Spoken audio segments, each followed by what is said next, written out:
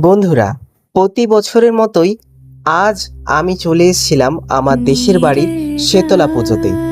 এই শেতলা পুজো খুবই বিখ্যাত। সাতসপুর এবং পূর্ব পাতিয়াল এই দুটো অঞ্চল মিলে এই শেতলা পুজো আয়োজন করে থাকে।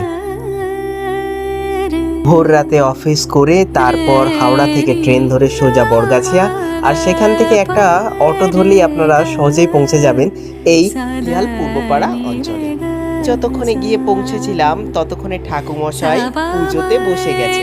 আর এই দেখতে পাচ্ছেন মায়ের মুখে সুন্দর দৃশ্য।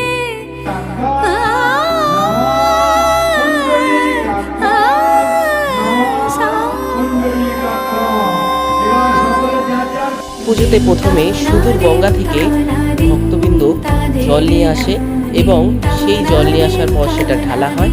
তারপরে প্রধান বৈশিষ্ট্যের মধ্যে পড়ে ডন্ডি কাটা। ডন্ডি কাটা এখানে ছোট থেকে বড় সবাই মিলে আনন্দের সাথে ডন্ডি কাটে।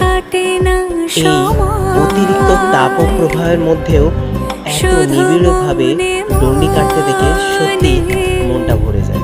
ডন্ডি কাটার পর থাকে পুষ্পাঞ্জলি, এবং পুষ্পাঞ্জলি যারা দেয় তারাই বেশিরভাগ ধুনো পড়ে।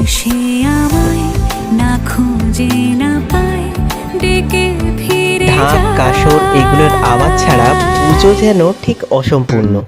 এই যে কথায় আছে না, শেষ হয়েও হইল না শেষ, ঠিক এইভাবেই হরিনোটের বাতাসা ছড়ানোর মাধ্যমে আমাদের শীতলা পুজো সমাপ্তি ঘটে।